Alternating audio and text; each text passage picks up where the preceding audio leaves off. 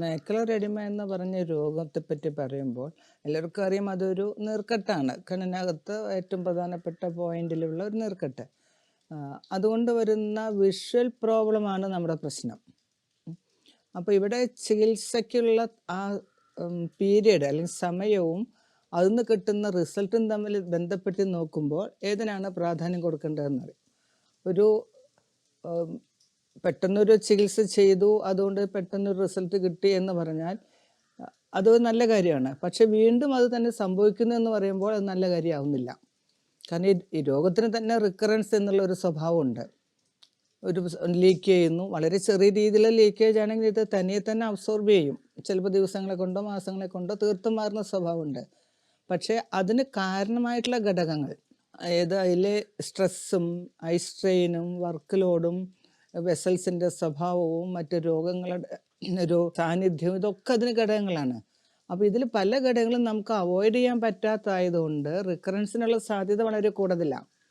അപ്പോൾ അങ്ങനെ ഇരിക്കുന്ന സമയത്ത് ഒരു ടെമ്പററി റിസൾട്ട് കൊണ്ട് പ്രശ്നം തീരുന്നില്ല. ഒരു സ്ഥായിയായിട്ടുള്ള കുറച്ചുകൂടി ഡീപ്പ് ലെവലിലൊരു ചികിത്സ നമുക്ക് ആവശ്യം വരുന്നുണ്ട്. അപ്പോൾ അതായത് നമ്മൾ ഇഞ്ചക്ഷൻ എടുക്കുന്നു, അല്ലെങ്കിൽ എന്തെങ്കിലും ടാബ്ലറ്റ് കഴിക്കുന്നു, അല്ലെങ്കിൽ ആയുർവേദത്തിലായാലും ഡ്രോപ്സ് കഴിക്കുന്നു, അത് കുറയുന്നു എന്നതിനേക്കാൾ ഉപരി വീണ്ടും വരാതിരിക്കാനുള്ള ഒരു ഒരു രീതിയും കൂടി നമ്മൾ അവലംബിക്കേണ്ടിയിരിക്കുകയാണ്.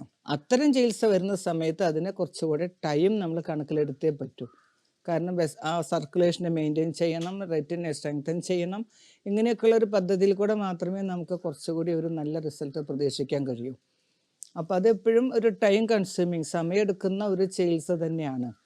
പക്ഷെ റിസൾട്ട് വളരെ നല്ലതും അതിനേക്കാൾ കൂടുതൽ ഫലം നൽകുന്നതായിരിക്കും.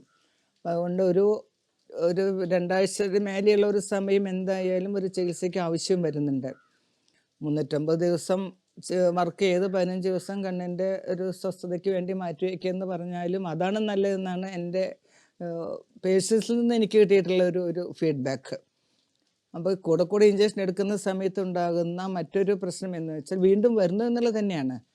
അപ്പോൾ അതിന് ശേഷം ഉണ്ടാകുന്ന പ്രശ്നങ്ങൾ, അതായത് അതിന് വരുന്ന വീക്ക്നെസ്, അതിന് വെസൽസിന് വരുന്ന ഡാമേജ്, ഇതൊക്കെ കൂടി കണക്കിലെടുക്കുമ്പോൾ ഇത്തരം സ്ട്രക്ചറൽ ഡാമേജ് ഒന്നും വരുത്താതെ അതിനെ സ്ട്രെങ്തൻ ചെയ്തെടുക്കുന്ന രീതിയിലുള്ള ഒരു ചികിത്സാ പദ്ധതി എപ്പോഴും പ്രിഫറബിളാണ്. ഒരു ലോങ് ടേം അതിൻ്റെ ഫങ്ഷനെയും രോഗത്തിൻ്റെ പ്രാധാന്യത്തെയും ഒക്കെ കൂടി കണക്കിലെടുക്കുമ്പോൾ അത് തന്നെയാണ് നല്ലത്.